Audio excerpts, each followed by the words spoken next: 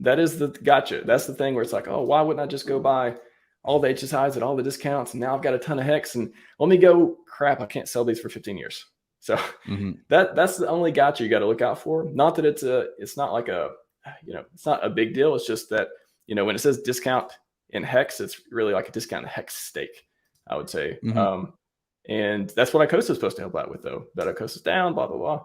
But when ICOSA not down so much, then you can get liquidity from the stakes if you want to, and that positive feedback loop beautifully keeps going round and round.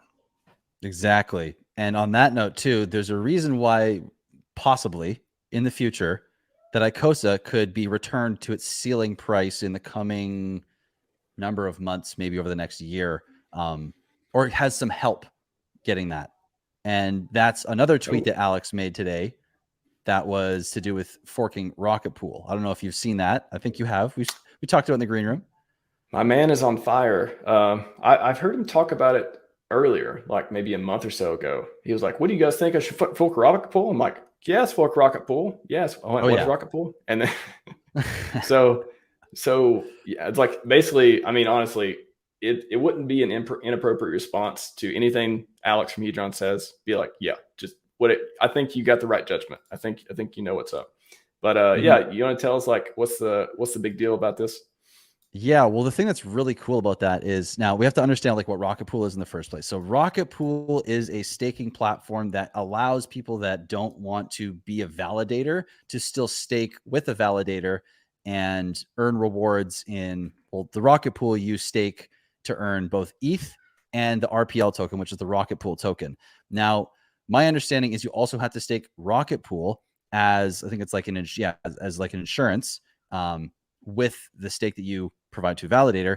And Alex is thinking of forking that for a PulseChain copy. Now, why that's really important is because, for one, validating is like one of the only ways right now where there seems like there's significant yield without having any kind of, like, yes, you could stake USDL and liquid loans, but there's no other place you can really stake your PulseChain at the moment that, I mean, I'm aware of, that seems noteworthy enough to talk about at the moment to earn any kind of yield. So this kind of combines that staking need with still contributing to upholding the consensus on the network, and which is great, But then also, because Alex is built obviously Hedron and ICOSA, and there has been conversation going on for a while, which I've seen, I have not been too much a part of, but it's been about, does ICOSA need something? What does ICOSA need? How does it get back up to ceiling? And this is where I think the conversation comes in favor of ICOSA. Now, imagine PLS holders all want to get in on this protocol where they can earn, as Rocketpool has on their site, I think it's like 7% yield. I think they have it, which is pretty good. It's pretty damn good for just holding your PLS.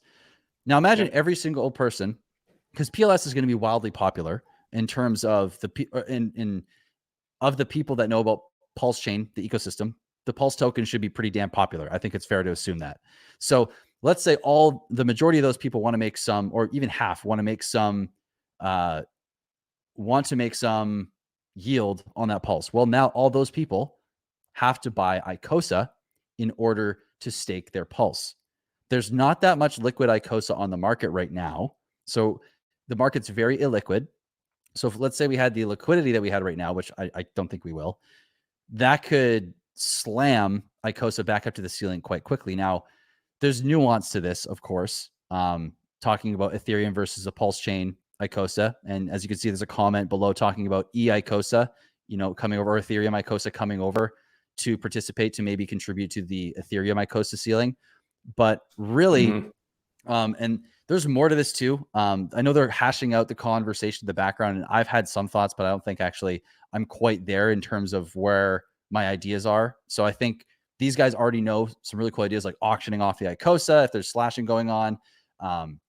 Really cool ideas. But what's really important too is that the reason that ICOSA and Hedron were so exciting, I think, for a lot of us, or for many of us, is that it has so many positive implications for Hex when the system is working really, really well.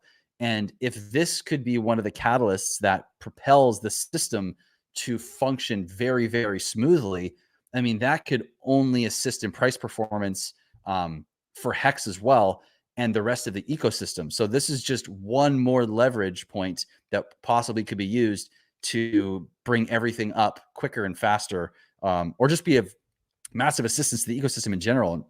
So really cool. I love it. I love where it's going.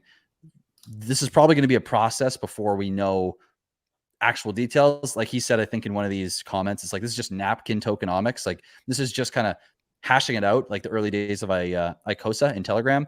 But still, I love where it's going. Anything even remotely close to this, and I'm sure anything Alex does is going to be just bonkers in how well it's designed. So it's just nothing but excitement on my end, seeing this come through. What about you?